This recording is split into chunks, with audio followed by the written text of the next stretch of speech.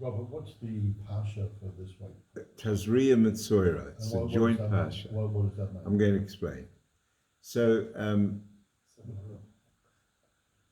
I just would like to invite you to a perspective, because we've just been through Pesach, and I hope everyone had a good Pesach and benefited from the Chassidus that you learned all year. I'm sure it's not a matter of hope, it's a matter of being sure. But ultimately, everybody in this year and everybody listening on the electronics understands that Pesach celebrates the miracle of Yetzias Mitzrayim. And Yetzias Mitzrayim is code for you and I being able to interfere with and explode through our own limitations and boundaries. And those limitations and boundaries come from various separate sources. And it's very important going into this period of time that we were going to be discussing now, which is Sphira, and up to Shavuos. It's very important to understand that these boundaries are of three various kinds. First of all, there are the boundaries that you and I have in physicality. The amount of money we have, where we live, the time in which we live, the health in which that we have, the children that we relate to, grandchildren that we relate to. These are all physical givens that we work within, and it's different for everybody. Everybody has a different bank account and a different income and different number of trips to the doctor, and one guy's losing a tooth and one guy's losing a fingernail and one guy's not bothered by this and another guy's going bald, and everybody has their own physical repetitive limitations. That's one level. The second level is those limitations that are caused as a result of that. What your mindset is, how you react to it, whether you have a life of misery, whether you feel a victim to circumstances, or whether you have learned enough Chassidus to push past that and understand that everything that's happening to you is happening to you for a reason, and that reason must be driven by good, because Hashem is all good, and therefore there is an ability to deal and translate the physical that's happening to you in terms of action. That's a very high level, and already you've left behind 99.9% of the nefashos on this planet who never think like that. But then there's a third level of Mitzrayim, of being hemmed in, and that's by you and me, ourselves, with ourselves. And one of the things that constant is a constant repetition in the Igros, in the letters that the Rebbe wrote over the 40 plus years of Nesius, is that he kept on trying to emphasize to everybody that wrote to him that their questions was really a description of the bars behind which they lived, and that the most important part of the whole business of the Yetzias Mitzrayim is certainly you need to escape the reactions to the physical prisons that you believe exists. But ultimately, the real game is to understand who you are yourself, how you are the product of childhood trauma, of these things going wrong, of Yeridas in your life, and they have to be tzarik and aliyah, they have to be springboard for making a benefit out of it, and that is the process of Yitzias Mitzrayim. That's the real process of Yitzias Mitzrayim. Now, having been through that, through Pesach, and everybody achieves some level of that Yitzias Mitzrayim depending on their learning to some extent, some people more, some people less. Some years it's much more potent, some years it's much less potent. But then we journey through 7 weeks, 49 days of counting Sphira, Sphira, which we have 7 levels of emotion, and each day is those one of 7 times 7, and a combination of each one of those 7 with each one of the other 7. So you have Chesed Sheba Chesed, you have Chesed Sheba Gevura, and so on through the 49 steps. Now, at the end of that 49 steps, we have Matan Torah, we have the celebration of Shavuos, where the world as it existed until Shavuos changed intrinsically forever. And that change, as we'll learn it again and again, we've learned it every year for Shavuos, and you've heard all of this before, but it's important to get it into context for what we're going to be learning tonight. That what happened was that prior to Matan Torah, the words of Torah were these: Bereshis bara Elokim es hashamayim ve'es haaretz. In the beginning, God created 2 realities, Hashamayim ve'oretz, the heavens and the earth. And you need to know, before you take one step in learning Torah, before you take one step in a personal advancement of trying to understand any of the secrets of the universe, the first thing you have to understand is that we are talking about 2 realities.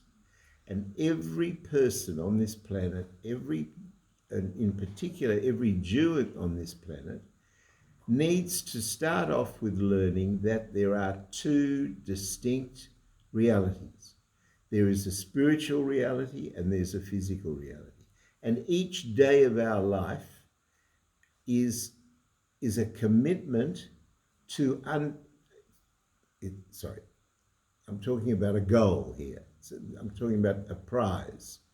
If you can learn this properly, then your day, your life is a different day and a different life to an ordinary schlepper who spends his life dodging bullets, gets up in the morning, hopes he'll have enough money to last through the day, worries himself sick about what's going to happen to him, worries himself sick about his business and the deterioration of it, and goes to bed at night. And then if he's successful, and he is one of those few people who are successful enough, then he fills out that T-shirt. There's a T-shirt that I once saw, that the person who gets to Rookwood with the most toys wins.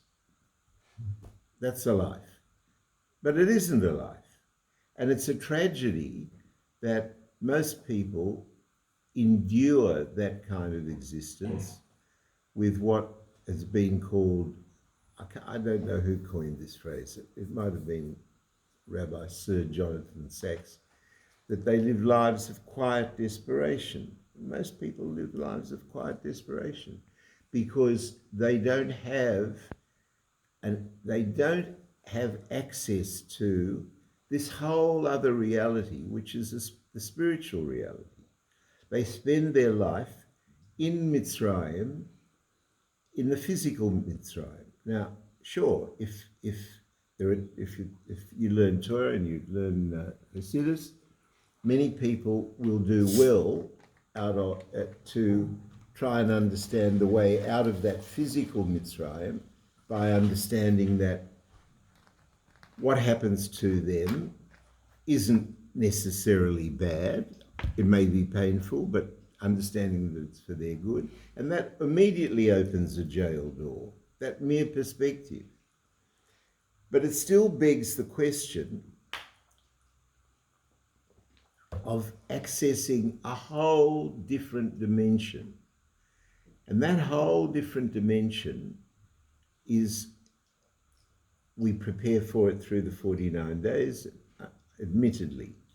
I mean, for most people who aren't Rebbes and Tzaddikim, you quickly rush through Sfiras HaOmer after you finish davening Ma'ariv, and you politely recite what day it is, that it's Hesed Sheba Gevura or Gevura Sheba Tiferes or whatever it is, and it's a formula.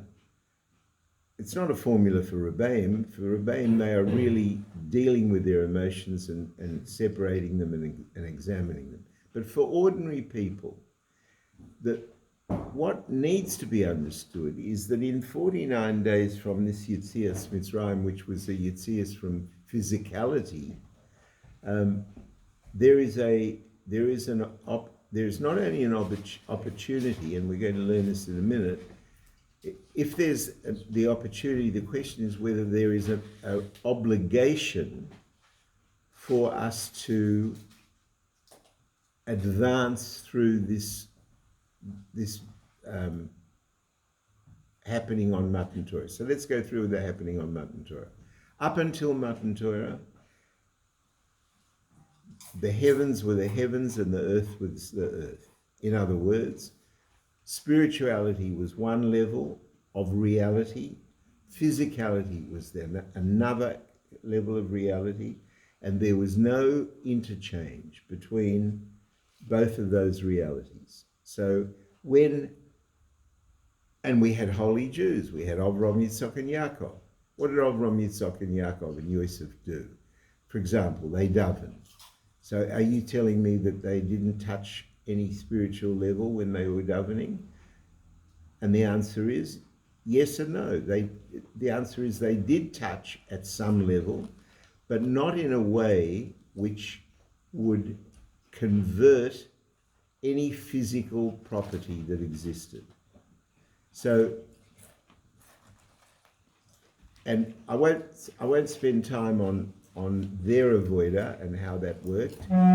Rather, let's spend time on what the purpose of Matan Torah was, and we're going to come to this when we come closer to Shavuos.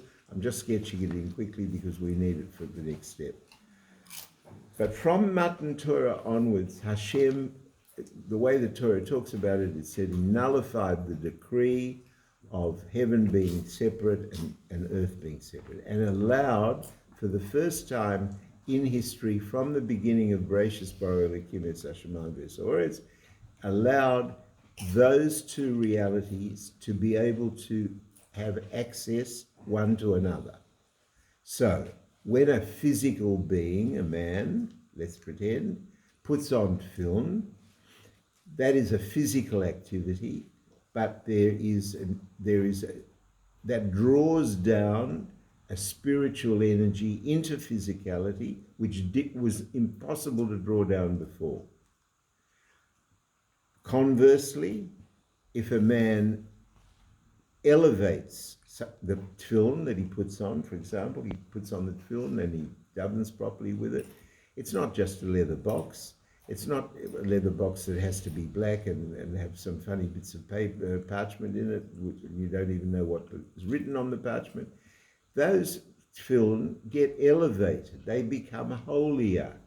They have a different ingredient. It's not measurable physically, but their stories are legion. There was a terrible miser in one of the European shtetls, and it wasn't in Chabad.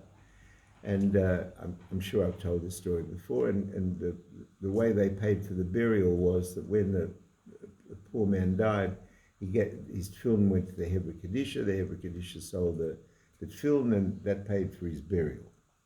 So there was this terrible miser that would never give anybody anything, and he died, and when he died and his tefillin was donated to the Hebrew Kadisha, the Rebbe of the town, who's a big tzaddik, came to the Hebrew Kadisha and said, I want to buy this miser's tefillin.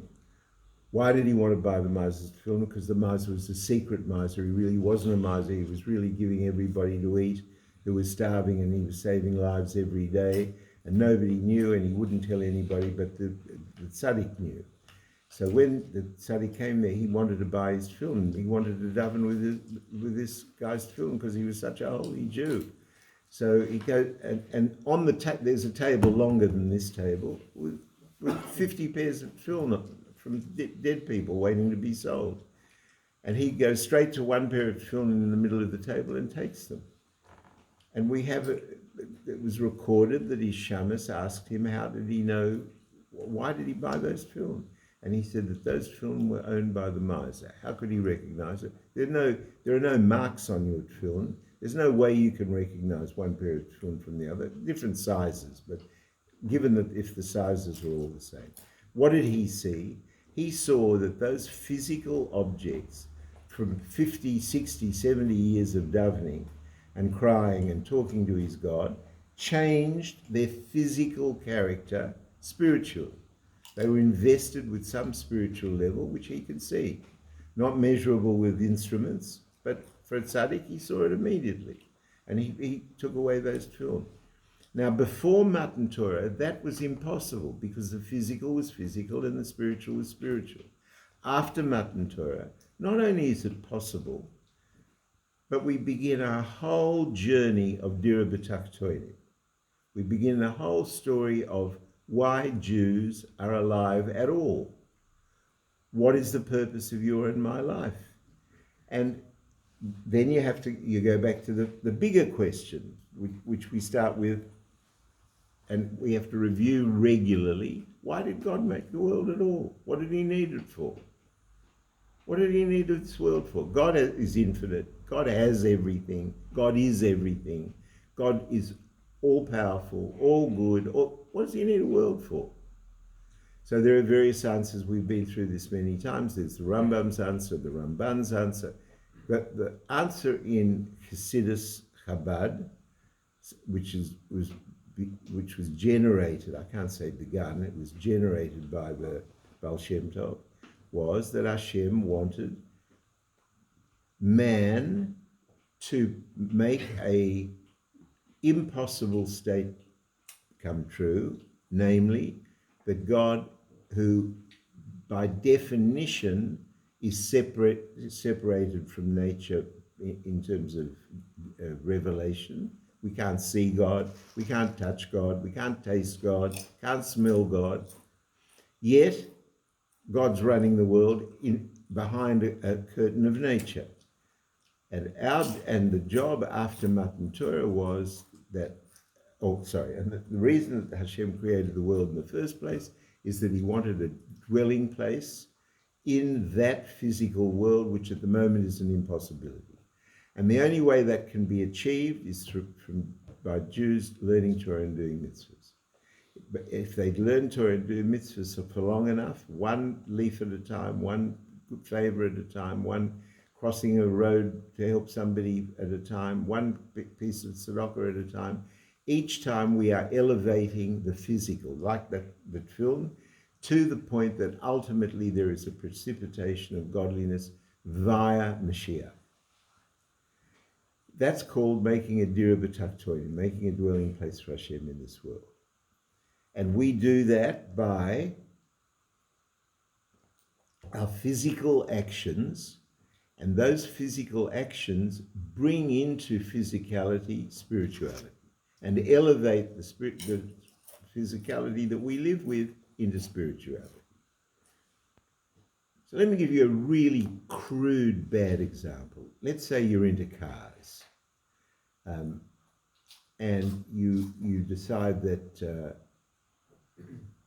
and you'd like to own a Rolls Royce. Now, for most people, 99.999% of people who buy a Rolls Royce, you'd question whether that's a negative for various reasons. Right? Who needs a Rolls Royce? What for? Why? Is he showing off? What's he doing? But let's pretend that this guy is buying the Rolls Royce because he's got to drive over terrain, or maybe a four-wheel drive. I'm not enough of a car person. Some car that is terribly expensive, but he doesn't care about the prestige or the expense. He wants to take children to learn Torah across a valley or whatever it is, and you need a strong enough car to be able to get there. The ordinary guy who buys the car for his own gratification is living an ordinary life. I'm not criticizing him. We all do that. We all have a preference for cars and houses and furniture and paintings and whatever it is. And then the physical will remain physical. That's what it'll be, because it is physical. And you're living a life in physicality, and that will remain physical. But for the man who buys that car to drive those children, to learn Torah backwards and forwards, and that's why he buys the car, he's elevating that car. He's elevating that car to a spiritual level which is incomparable to everybody else who buys that car for their own gratification. Now, a huge question comes from this, and it's a question that everybody should struggle with personally, because it's vital. And that question is this: if indeed you and I can bring spirituality into physicality, and if indeed we can, from time to time, elevate physicality into spirituality, the question is, do you have an obligation to do it? And the second question is, what sort of a life are you going to have if that's really your daily perspective as opposed to a mere physical perspective? And the answer to that is, that's the difference between living a Hasidic, frum life. Obviously, there are false alarms with this. There are people who express themselves to be Hasidic and wear special clothes, and they fool people some of the time. You know, the Kotzker Rebbe wanted to know what the big whoop was when a fool fools a fool. You know, who's the real fool? The person who's doing the fooling. He's the real fool. Because you've got one life. You're never going to get that yesterday back. You're never going to get the day before yesterday back, unless you're doing tshuva, which is a different parsha, which we can deal with separately. But to go forward pretending, who are you fooling? You're not fooling God, and you're not living any better life. So the question is, if there is an obligation to tune into your spiritual activity, how much of an obligation? What's the shear on that? What's the amount? All day? That would be impossible. Then you end up like these Indian gurus or whoever they are, who go up on a mountain, smoke whatever they smoke all day, sit with their legs crossed, do nothing, and become great meditators. What's the point of living? They're contributing nothing to the world. They're adding nothing to the world. It's just another form of selfishness. But the guy who spends his life with the physical givens, what would be bars of Mitzrayim, of a jail of Mitzrayim, who breaks out of that jail of Mitzrayim by understanding that he's been given these physical things as a set of tools. It's his toolbox for daily living. That's one level, a very admirable level, especially if it's powered by Betochen, which is another set of shurim on their own. But if that's powered by Betochen, that's already a great level. But that's not the main game. The main game for a Jew is to understand that his day contains spiritual and physical, and he's got an obligation to mix them both together. It's not just that you can, it's not just that Hashem made it possible after Matan Torah. It became our job. And being that it's our job, that's where the glory is. And that's where the satisfaction is. And that's where the serenity is. That's where the lack of anxiety is. That's where the lack of depression is. Because suddenly, or not suddenly, it requires considerable work. It's like going to a physical gym every day to get good muscles. You go to the spiritual gym by learning Hasidus repeatedly, over and over and over again, and what you learn over and over and over again builds spiritual muscle, and that spiritual muscle, it allows you to live a different kind of life altogether. So all of a sudden now, if something negative happens to you, instead of cursing your bad luck and beating yourself up and beating up your wife and children and doing whatever it is that most miserable people do, you sit down and you try and work out what's gone wrong and why. And it hasn't gone wrong as a punishment to beat you up. It's gone wrong as an opportunity for you to fix it and grow and flower and be happier than you were before it happened to you.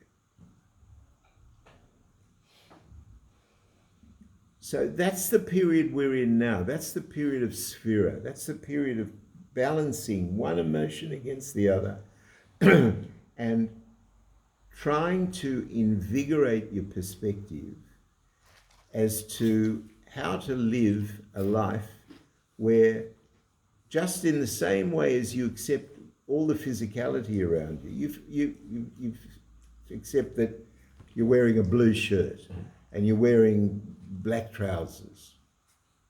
So what? You're wearing blue shirt and black trousers? You accept that. What about the spiritual side of whether what you're wearing when you're wearing clothes? Are you wearing clothes for a reason? Are you wearing clothes to keep you warm and dry? Do you wear clothes in order you get to a moral boundary? Do you wear clothes in order to be sneers, to be what's the word for sneers in? Modest? Are your clothes showy? If they're showy, why are they showy? You have some work to do on your personality, that you need validation from other people by what you're wearing. And this is a whole spiritual dimension which most people put on their clothes every day and ignore that. But it's a huge mistake, because you're missing out on, there's an example used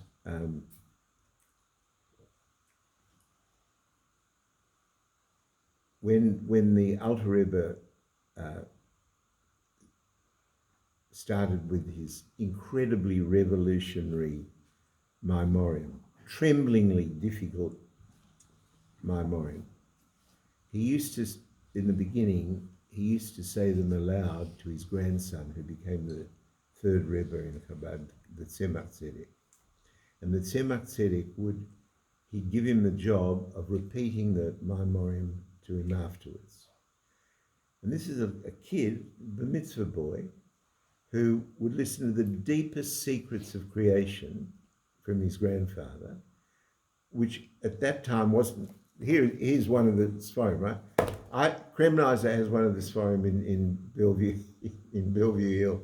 In those times, nobody could get this information. The greatest tzaddikim couldn't get this information. So he used to tell it to his grandson, and his grandson would repeat them the back. And the grandson we have a Hayoim Yoim where it's reported that he attributed one of his great successes in life, the Tzemach Tzedek, that he spent 20 years gathering 3,000 Maimorim and into these few volumes. So when he repeated it back to the grandfather, to the Alter Rebbe said, "No, and what about the spices? What about the extra taste?" So the boy then repeated the mimer to his grandfather as it was said, but added what he lived out of that. What he actually, one level is hearing it, converting it to some spiritual level, and another level is to live it. in your kishkas, so that your life is incredibly valuable to you. And it's not incredibly valuable to you just for the physicality, just for the fact that you're doing a good business deal and you're wearing blue shirt and black pants and you can afford to go send it to the cleaners and do it. Whatever it is, sure, that's the physical level, but it's not enough. It's just simply not enough. And a person that lives that sort of life lives an impoverished life compared, I'm not criticizing it, I'm saying it's impoverished compared to how he lives with a spiritual perspective. And that spiritual perspective is the work of this period between Pesach and Shavuos. This is the time when the koyach for this shines brightest, and you owe it to yourself, I owe it to myself, we owe it to ourselves to try and spend some time understanding that when we come in contact with anything in physicality, first of all, let's go back to first principle. You're coming in contact with that piece of physicality through Hashgacha Pratis, correct? If you believe there's a God, and you believe that God is recreating the world every moment, and you believe that every detail in that world has to be concentrated on by him, otherwise it wouldn't exist. Therefore, there is control. What sort of control? Absolute control of what happens to you. You have free choice. You have free choice in how you react to that. But what happens to you, you have no choice. So things are going to be happening to you. Now, what are you going to do with that? Are you content to live with pre-Matan Torah? Pre-Matan Torah, the physical can't touch the spiritual, and the spiritual can't touch the physical. So you don't have a problem. You just continue living in your physical zone. Okay? Then you have a life of quiet desperation. If you're very lucky, and there are 8.5 billion nefashos on this planet, if you belong to the top 1 or 2% of them, you will be rich. If you're not that lucky and you belong to the 98%, you will believe that you don't have enough money. Let's start with that. Same thing with health. There'll be 2% of people who will never see a doctor in their life, and the rest of the world will struggle through various forms of ill health from time to time. Same thing with children. You have frum families that bring up 6 children, 4 of them are terrific, and 2 of them have problems. 2 of them have problems that the parents can't, and they're from the same house, eating the same food, with the same parents, keeping the same routines, sleeping in the same beds, and they're completely different. So each person is, I'm deliberately not tiring of repeating this because the Rebbe repeats this so often. Each person is going to have his totally different, individually tailored cocktail of challenges every day of his life. And the first step is to understand that if that's happening to you, then you must absolutely, as a matter of ironclad logic, you must have the tools to be able to deal with it. Because if you didn't have the tools to be able to deal with it, Hashem is a sadist. If he's controlling everything and he's bringing everything into being and he's delivering it to your footsteps, then he's either a tzaddik or you must have the ability to deal with it. So if you've got the ability to deal with it, step number 1 in a spiritual progress is to understand this, and that's why we learn Shara B'Tochen. We've been through this, and we should keep doing it over and over again. You should keep reading Shara B'Tochen and any commentaries that you can get your hands on, and because that is one of life's basic energies to live at a different plane than the ordinary schlepper who Nebok is shuffling along in the gutter. But then then you can get past that level. You can get to the level where, understanding all that, you understand that you have access to the physicality because I was at a sikha. I repeat this in what the book on the stories, that when we were in New York, the Rebbe, we went for Machne Yisrael, as it was called. It was nicknamed the Gevirim Yechidus, where I won't go into it, but we had Yechidus with the Rebbe, and before it, the Rebbe gave a communal sikha to everybody. And it was like the United Nations. Everybody had a little transistor thing, and the Rebbe spoke in Yiddish, and somebody was translating into every language in the room. There was French, Spanish, Russian, German, whatever it was, Polish, and of course English. And the Rebbe said in that sikha, that when you leave here, when you leave 770 and go back to your own countries and you go back to your own cities, are you going to imagine that the people you meet every day are an accident? How can you learn this much Chassidus and imagine that the people that you meet on a daily basis are an accident? So then the question is, why are you meeting them? And the answer is, you're meeting them to take something from them or to give something to them. Now, most people will tell you that I'm meeting them to take something from them. I want to enjoy their company. I want to take money from them. I want them to gratify me in some way. If she's pretty, I want to go out with her, whatever it is. You're missing the point. That's only a quarter of the game. It's only 10% of the game. The point is, you're meeting that person to give you an opportunity to springboard your physical life into a spiritual life and do them a favor. Do them some good. That's a different way of life. Now all of a sudden, you look at people differently. And people you don't like, and I must tell you, I can give you this from personal experience, that there are certain people that make the mitzvah of Ahavas Yisrael very difficult. Would you agree? I mean, everybody has that list. To put it mildly. Yeah, to put it mildly. And you know what? My wife has a phrase that I must tell you, I bow to. She says the mitzvah of Ahavas Yisrael can't be for people you like. Isn't that clever? It can't be for people you like. Very wise. Huh? Very wise. So let's talk about the mitzvah of Ahavas Yisrael. You meet somebody that you don't like, Nebuch, right? And you talk to yourself. You say, well, there's a mitzvah and he's a Jew and we share a common consciousness. We have a soul, and all soul is a Helik Elokam Mimal, a part of God above.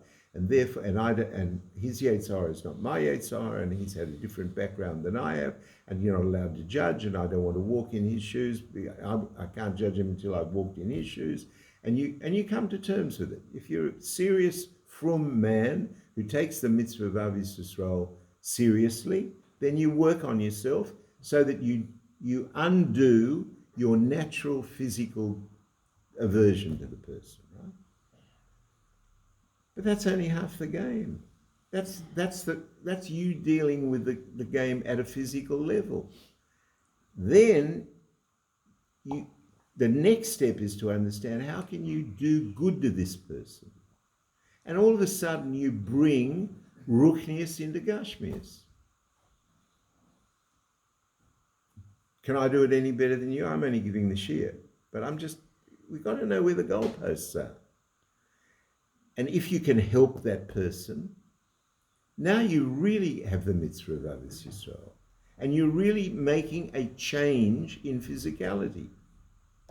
It's an obvious change. 5 minutes ago, you couldn't stand the guy. And you had good reason. He robbed you, he stole from you, he lied to you, he cheated you,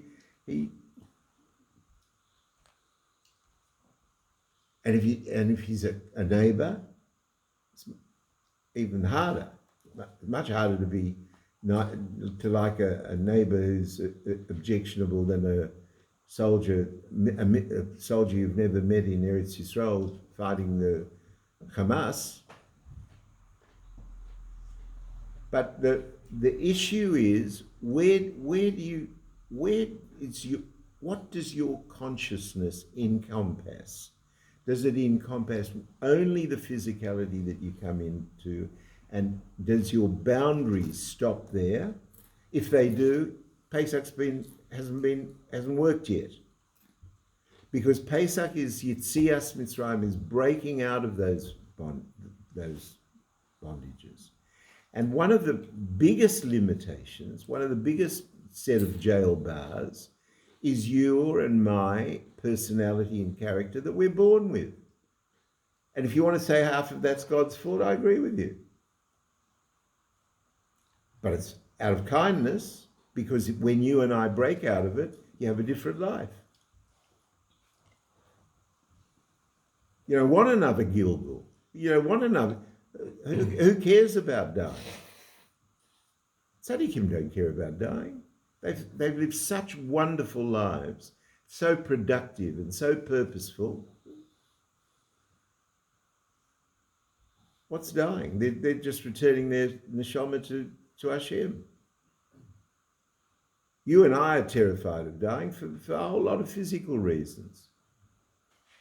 And the fact that we are in Mitzrayim, so it's a matter of degree. I'm not suggesting that you learn some chassidus and you then free of any fear of dying. Obviously, you've got a nefesh habahamis. The nefesh habahamis is hardwired to protect you. One of those protections is fear. That's why with cars driving at you, you jump out of the way because you're scared. That's a very useful and purposeful tool. So to keep you alive, the nefesh habahamis requires you to be frightened of dying. So you're frightened of dying. But that's Mitzrayim. That's part of the Mitzrayim. And Mitzrayim's not a criticism. It's a state of mind where you are not including for yourself enough of a spiritual perspective.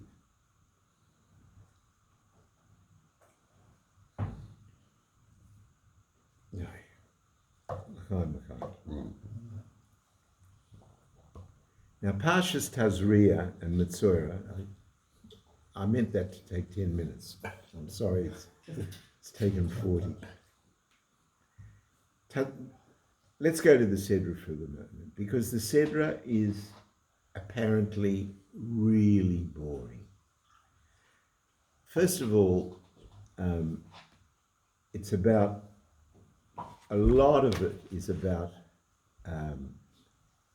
the health problem of tsaras. Tsaras is usually said in English as leprosy. It's got nothing to do with leprosy. It's a spiritual disease that comes from Lashon Hara. Lashon Hara is saying bad about somebody, either verbally or behaviorally, and it has very serious consequences because of what we've been talking about. We've been talking about the not only the ability, but the obligation and the duty to yourself to be able to bring the physical into spirituality and bring spirituality down into the physical. Now, Lashon Hara is such a destructive energy, it's such a destructive spiritual energy, that when it manifests in a physical ailment. But it's boring because we don't have it anymore. Much of the Sedra is about how to identify tsaras, what the white spots are, what the white hairs are. I'm not going to go into it at the moment. And if you have it, you become spiritually tomes, spiritually impure. And there's a whole series of remedies for how you become tahor, how you become pure. One of the salient things to just lodge in your consciousness as we go is that the decision of whether you're pure or impure, spiritually pure or impure, has to be made by a Kohen. Why? Because Kohanim have a gene. I don't know whether this is measurable physically. They have a gene, but it's Torah, so it must be true. They have a gene of kindness. They have a higher sensitivity to kindness than non-Kohanim. And that's why so even if you've got a super duper medical doctor who knows everything about Tzaras, and you've got a Kohen who is ignorant of the law of what Tzaras is, before the man can be pronounced Tomei, or at the other end, Tahoya, impure or pure, it has to be by the Kohen. So the Kohen takes the guy to the doctor examines him, the doctor gives his report, and the Kohen then makes a decision of whether he's going to pronounce him Tahoya or Tomei. And it's up to the Kohen. And whatever the Kohen says, he is. What's all this about, really? We don't have a Beis HaMikdash. We don't have Kohanim who pronounce on Tomei. It's irrelevant whether we're spiritually pure or impure, because the whole reasons for being pure and impure have to do with the food that you can eat and the korbanos that you can bring, and that requires a Beis HaMikdash, and we don't have a Beis HaMikdash. So what is all this about?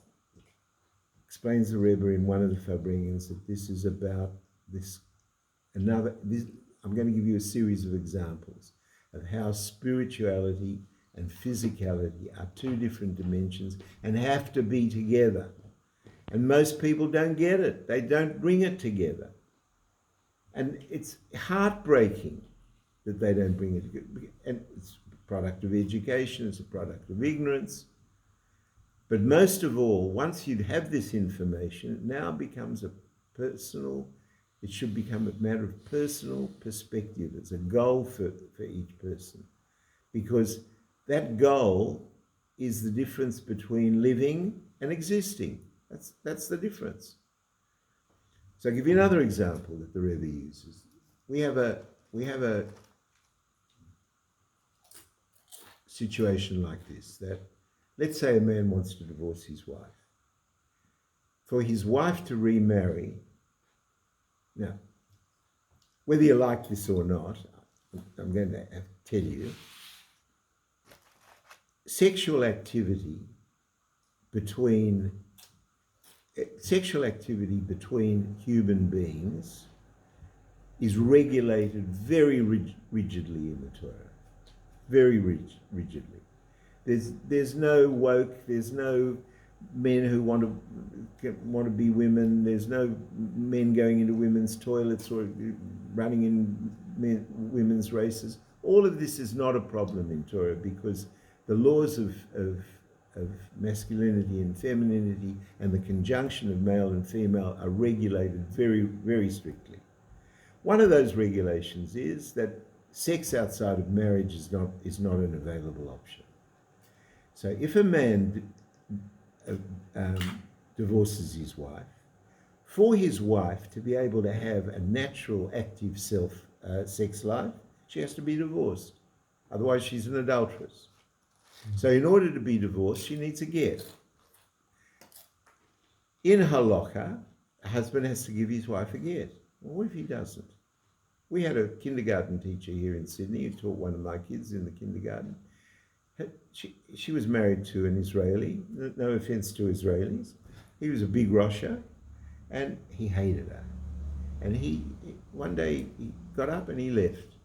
And no one knew where he went, no one knew which country he was in, and she was an almana, what's called now, and she couldn't get married, she can't sleep with it. She was a religious woman. She can't sleep with anybody, she can't get married. Anyway, finally they found him. Now, what's the halakha? The halakha is if a man doesn't give his wife a get on a divorce, you can beat him. Beat him until he agrees, right? So how can you beat him till he agrees? What sort of consent is that? Every halakha is governed by consent. If you want to do something, you have to have the intention to do it. If you don't have the intention to do it, you're not even responsible. If you think if you don't know that you're stealing something, if I think that that bag's mine, and I really believe that bag's mine because I've got one exactly the same, and I take it home with me, I'm not guilty of stealing. Oh, when I found out that it's not mine, I've got to restore the property to him, but I haven't committed any crime because I have no intention to steal. So the question is, how can you justify that you can beat the guy to within an inch of his life to agree to give him the get? And the answer is that we say that no Jew really wants to be separated from Hashem, and therefore in his heart of hearts, he really does want to give her a get because he doesn't want to be separated from God. So therefore it's justified. Encouragement. So if you say, but Jews are clever, right? So they say, all right, if you want me to accept that argument, why do you have to make him say, I'll give you a get? Just say that he doesn't want to be separated from God, so he really would give a get, and let her remarry, right? What do you need him to sign off on it for? So it's explained in Chassidus that he has to bring the spiritual notion of that divorce into physicality. He's got to sign because he's got to be the conduit for that spirituality to come into physicality. Now, if you understand that and you live like that, you live a different life. You're living a life with a perspective that is taking notice of your spiritual, of the spiritual side of what you're doing. I'm going to be another 2 minutes. Let me just give you some more examples that the Rebbe uses. We have a quote in this week's Sedra that if a woman TAZRIA-METZORA, so I don't know how you translate that. We've been through this on another year, and I remember you learned it well enough that you could quote it back to me. I don't want to go into this piece of Torah is that if a woman gives seed first, I suppose that's the translation of Masriya, then the offspring will be male. If the male gives seed first, the offspring will be female. Now I want to tell you, we had a cheer on this,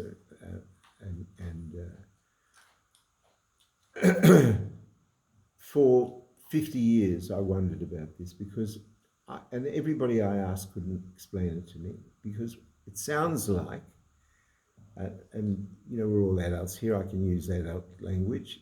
It sounds like if the woman reaches orgasm first, then the offspring will be a boy. And if the man reaches orgasm first, the offspring will be a girl. That's what it sounds like, right? But that can't be right, because there are plenty of women who testify to the fact that they never reach orgasm during intercourse. So, and they've got plenty of sons. So how can that be? So the medical answer to that from that shiur that we learned together, I'm just dealing with this to get it out of the way, is that it's not about reaching orgasm at all. It's about giving seed first. What does that really mean? That if a woman ovulates prior to it, sorry, I've got to go back a step. There's XY chromosomes. Let's call it, for simple reason, male sperm and female sperm. I mean, it's all male sperm, but we're talking about chromosomes. So if they've discovered scientifically that male sperm swims much faster than female sperm. So they discovered. Now, so what happens is, and sperm only has a short lifespan. Male sperm only has a short lifespan, but it's fast. Women's sperm, in other words, the other chromosome, has a much longer lifespan, but it swims much slower. So what they've discovered in science is that if the woman ovulates prior to intercourse, and so the male sperm, which is fast, gets there first, impregnates it, and you're going to have a male as a result. Meanwhile, the sluggish woman's female sperm doesn't get there and dies. Now, what if she ovulates after intercourse? So if she ovulates after intercourse, all the male sperms been there, found nothing, fast swimmers but dead. Now come along the sluggish female sperm and impregnate the. So that's the science of it, right? And if anyone ever laughs at anything in Torah, that's for me. I hold on to that because for 50 years it meant nothing to me, and everybody I asked couldn't explain it until I met a scientist who didn't know any Torah and who explained it to me. And all of a sudden, and a week later or a month later, it was written up in Chabad.org. They've now got onto it, and that's by the way. What am I telling you? That at a deeper level to the physicality of this, we learn that female seeding is a physical manifestation of a brocha from above to below. A male is the reverse, is from below to above. And why is that important? Because we have the whole business of TAZRIA-METZORA is the business of miraculous intervention by Hashem versus earned intervention. But both of them, please get it straight, are both accessing one level of spirituality by physicality. So we have an incredible argument in the Gemara. We have an argument between Rebbe Yeshua and Rebbe Elazar. Rebbe Elazar, and the argument is about this: when is Mashiach going to come? First of all, you have to understand we have two Rosh Hashanahs. We have Rosh Hashanah in Tishrei, and we have, and we have the Nisan. Nisan is the first of the months, and Tishrei is Rosh Hashanah, the end of the year. But they're both firsts. So we learn that Hashem created physicality, so we keep Rosh Hashanah as a remembrance of physicality. And Nisan is the imbuing of that physicality with totally miraculous events, Kriyas Yam Suf, all the stuff that happens in Nisan, and that's spirituality. So there's an argument in Gemara. When is Mashiach going to come? Is he going to come as a result of the physical, or is he going to come as a result of godly intervention? Right? And it's the same thing that we've been learning all night. It's the same issue. There's the physical and there's the spiritual. And the real game is to combine them. The real game is to combine them in behavior. The real game is to combine them in perspective. And Rebbe Elazar says it's going to be Tishrei. Why? Because it's going to be, we have the whole of Golus is so that we can do tshuva and end the Golus through our behavior. And Rebbe Yeshua says, no, and by the way, that's Gevura. The whole of Tishrei is Gevura. That's our effort to do tshuva. And Rebbe Yeshua says, no, he says that it's going to be Nisan because we need Hashem's miraculous intervention, but it's combined with our activity. That's why we count Sphira. That's why we walked for 40 days and 40 nights. That's why we prepared, camped on Matan Torah and got this 10 commandments. We contributed our physicality. So the bottom line of this Farbrengen from the Rebbe is that there is a spiritual plane, there is a physical plane. First step for Dumbo beginners, and I don't mean that critically, I mean it with pity, is that they have to learn that there are these two states and know at least that there is a second consciousness, a second reality. Then the next step is to learn to access that reality. But finally, The real game is that every waking moment has to be Einoid Milvadoi. There's nothing else but godliness. The food that you eat, the hashgacha pratis that's on your plate, your behavior, your choices, the things that happen to you, it's all, you're walking hand in hand with your God. Your whole perspective is one that you're walking hand in hand with your God. So let's do it. L'chaim, l'chaim. No pushka. Oh, what happened to the pushka? I pushed me in the car. Ah, okay.